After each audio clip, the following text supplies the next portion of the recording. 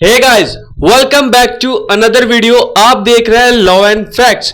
तो आज के वीडियो में हम लोग जानेंगे कि अगर कोई व्यक्ति आपके ऊपर फर्जी केस करता है तो उससे बचने का क्या कुछ कानूनी तरीका है, लीगल वेज है आपको फेक केसेस से बचने के लिए। तो आइए जानते हैं, स्टार्ट करते हैं आज का हमारा ये वीडियो। जब किसी व्यक्ति के खिलाफ फर्जी केस दायर किया जाता है तो यह मानसिक तनाव, समय और पैसे की बर्बादी का कारण बन सकता है। कानूनी प्रणाली में इस प्रकार के मामलों से निपटने के लिए कुछ प्रमुख तरीके और उपाय हैं जिनका पालन करके व्यक्ति अपनी रक्षा कर सकता है। आइए हम उन कानूनी तरीकों को विस्तार से चर्चा करते हैं जो फर्जी केस से बचने में या उसका सामना करने में अपनाए जाते हैं और वो आपके लिए काफी हेल्पफुल होने वाला है अगर कोई आपके ऊपर फर्जी केस कर देता है तब। तो चलिए जानते हैं क्या कुछ तरीका है, लीगल वेज है आपको फेक केसेस से बचने के लिए या उनका सामना करने के लिए। तो सबसे पहला पॉइंट है हमारा मौके पर साक्ष्य इकट्ठा करना, यानी कि collecting evidence at the scene, यानी कि जो क्राइम सीन है वहां से साक्ष्य इकट्ठा करना। फर्जी केस से बचने के लिए सबसे महत्वपूर्ण कदम होता है साक्ष्य का संग्रह करना, यानी कि एविडेंस कलेक्ट करना। अगर आपको लगता है कि कोई व्यक्ति आपके खिलाफ फर्जी आरोप लगा सकता है, फेक केस कर सकता है, तो तुरंत साक्ष्य इकट्ठा करने की कोशिश करें, यानी कि जो भी एविडेंस है उस केस से रिलेटेड उसको कलेक्ट करने की कोशिश करें। वॉइस रिकॉर्डिंग, यदि कोई गवाही या विवाद हो तो उसे रिकॉर्ड करने की कोशिश करें। यह भी एविडेंस में आ सकता है आपका वॉइस रिकॉर्डिंग, तो इसको रिकॉर्ड करें। या गवाहों की सूची, अगर आपके पास मामले से संबंधित गवाह है, विटनेस है, तो उनके बयान दर्ज कराने के लिए उन्हें तैयार करें। जो भी विटनेसेस है, गवाह है, उन्हें बयान देने के लिए तैयार करें। अगला है दस्तावेजों की सुरक्षा। फर्जी आरोपों से बचने के लिए संबंधित दस्तावेजों, जो भी उससे रिलेटेड डॉक्यूमेंट्स है, उनको ठीक से सुरक्षा करें, जैसे ईमेल, पत्राचार या अन्य दस्तावेज, यानी कि कोई भी डॉक्यूमेंट है जो केस से रिलेटेड है उसको सही से रखें। पुलिस रिपोर्ट दर्ज करना, यानी कि फाइलिंग अ पुलिस रिपोर्ट। तो अगर आपके ऊपर फेक केस हो जाता है और आपको लगता है कि आपके खिलाफ फर्जी मामला दर्ज किया गया है, यानी कि फेक केस दर्ज कराया गया है, तो सबसे पहले आपको पुलिस में अपनी शिकायत दर्ज करानी चाहिए। यानी कि आपको पुलिस में शिकायत दर्ज कराना है इसके खिलाफ, अगर आपके खिलाफ फेक केस होता है तो उसके लिए आपको काउंटर एफआईआर करना होता है। यदि आप सोचते हैं कि आपके खिलाफ झूठा आरोप लगाया गया है तो आप अपने खिलाफ झूठे आरोपों की रिपोर्ट भी दर्ज करवा सकते हैं। इसे हम लोग काउंटर एफआईआर कहते हैं। काउंटर एफआईआर, अगर आपके खिलाफ झूठा आरोप लगाया जाता है तो उसके खिलाफ आप काउंटर एफआईआर दर्ज करवा सकते हैं। अगला है हमारा शिकायत दर्ज कराएं।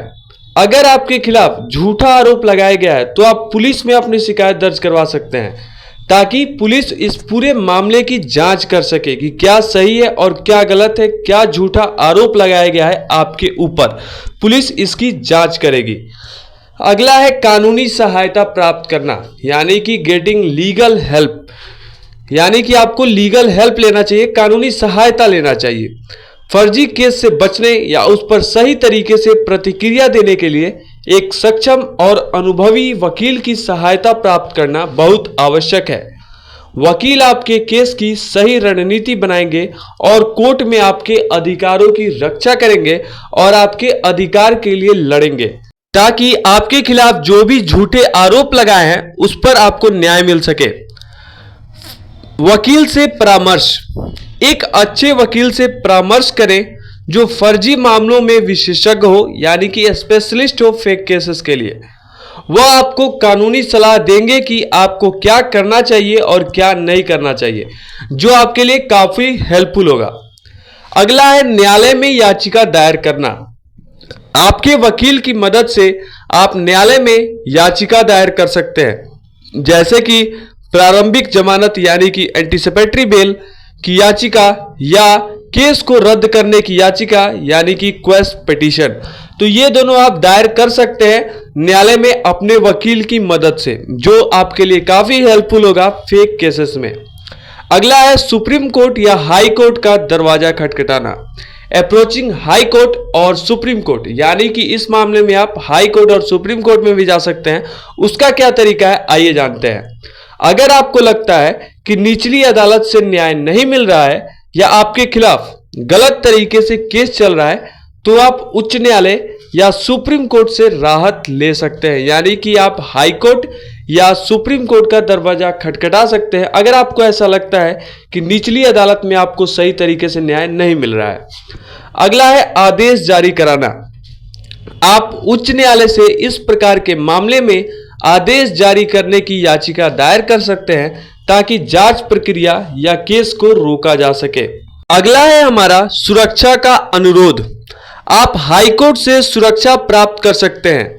यदि आपको लगता है कि आप पर झूठे आरोप लगाए गए हैं तो आप हाईकोर्ट से सुरक्षा की भी प्राप्ति कर सकते हैं, उसका अनुरोध करके। अगला है ध्यान दें कि आरोप सही हो, यानी कि ensure the allegation is justified. जो भी आरोप हो वो सही है। कभी भी अगर आपको फर्जी आरोप का सामना करना पड़े तो पहले यह सुनिश्चित करें कि मामला पूरी तरह से गलत है, यानी कि जो भी आपके ऊपर आरोप लगाए गए हैं वो पूरी तरीके से झूठ है। अगर आरोप सही है तो उन्हें अदालत में सही तरीके से साबित करें। इसके लिए उचित सबूत यानी कि एविडेंस और विटनेस गवाह और पुख्ता कानूनी प्रावधानों का पालन करें, यानी कि लीगल तरीके से आप इससे लड़ सकते हैं।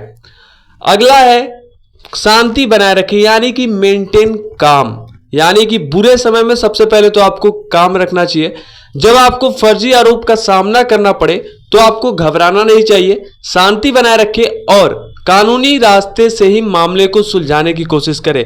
यह नहीं कि आप गुस्से में आकर उस व्यक्ति को कुछ हर्ट कर दे या उसको मार दे, तो ये चीज आपके लिए काफी गलत साबित हो सकता है और आप इसके कारण फंस सकते हैं। तो शांति बनाए रखें और कानूनी रास्ते से ही मामले को सुलझाने की कोशिश करें, लीगल तरीके से। कभी भी गुस्से में आकर गलत कदम न उठाएं, क्योंकि इससे मामले की स्थिति खराब हो सकती है। अगला है हमारा जमानत का प्रावधान, यानी कि प्रोविजन ऑफ बेल। तो आइए जानते हैं बेल का क्या प्रोविजन है।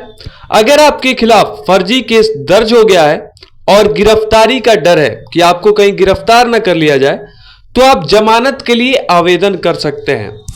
जमानत पाने के लिए यह साबित करना जरूरी होता है कि आप मामले में शामिल नहीं हैं और आप भागने का कोई इरादा नहीं रखते हैं। ऐसा नहीं कि आप जमानत लेके फिर भाग गए और आप इस केस में इन्वॉल्व नहीं है, ये सब साबित करना होता है, फिर आपको बेल मिल जाता है, यानी कि जमानत।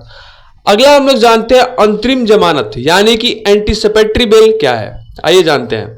यदि आपको डर है कि आपको गिरफ्तार किया जा सकता है तो आप एंटीसिपेटरी बेल के लिए आवेदन कर सकते हैं।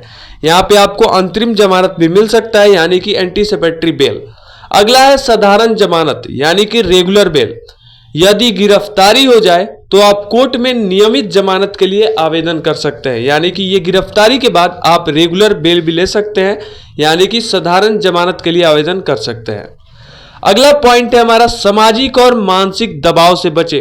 फेक केसेस के टाइम में आप सोशल और मेंटल प्रेशर से अवॉइड करें। फर्जी केस से जूझते समय मानसिक रूप से स्वस्थ रहना बेहद आवश्यक है। सोसाइटी, परिवार, इन सब चीजों से आपको दबाव मिल सकती है, लेकिन आपको केवल कानूनी मार्ग पर ध्यान केंद्रित करना चाहिए, यानी कि जो भी लीगल तरीका है, लीगल वेज है, उसी को अपनाना चाहिए। सही दिशा में कानूनी प्रक्रिया अपनाने से ही आप अपने अधिकारों की रक्षा कर सकते हैं। अन्यथा आप गुस्से में आकर गलत कदम उठाते हैं तो ये मामला और बिगड़ सकता है और खराब हो सकता है। तो हमेशा लीगल तरीके को ही अपनाएं। आइए अब जानते हैं कि क्या फेक केस करने समय क्या करना चाहिए। इस पूरे वीडियो के कंक्लूजन पे एक शॉर्ट डिस्कस करते हैं। फर्जी केस से बचने के लिए कानूनी उपायों का पालन करना बहुत महत्वपूर्ण है। सबूतों का संग्रह, वकील की सहायता, सही कानूनी प्रक्रियाओं का पालन और मानसिक शांति बनाए रखना, ये सब कदम फर्जी केस से बचने में सहायक हो सकते हैं। यदि आप इन सभी तरीकों को अपनाते हैं तो फर्जी आरोपों से निपटने में सफलता प्राप्त कर सकते हैं। ध्यान रखें, हमेशा लीगल तरीका ही अपनाएं, कोई गुस्से में आकर गलत कदम न उठाएं। ये पूरा वीडियो का इंफॉर्मेशन कैसा लगा और इससे जुड़ी कोई भी क्वेश्चन कमेंट सेक्शन में जरूर कीजिएगा। वीडियो अच्छा लगे तो लाइक कीजिए, चैनल को सब्सक्राइब कीजिए, दोस्तों में शेयर कीजिए। मिलते हैं नेक्स्ट वीडियो में, तब तक के लिए बाय।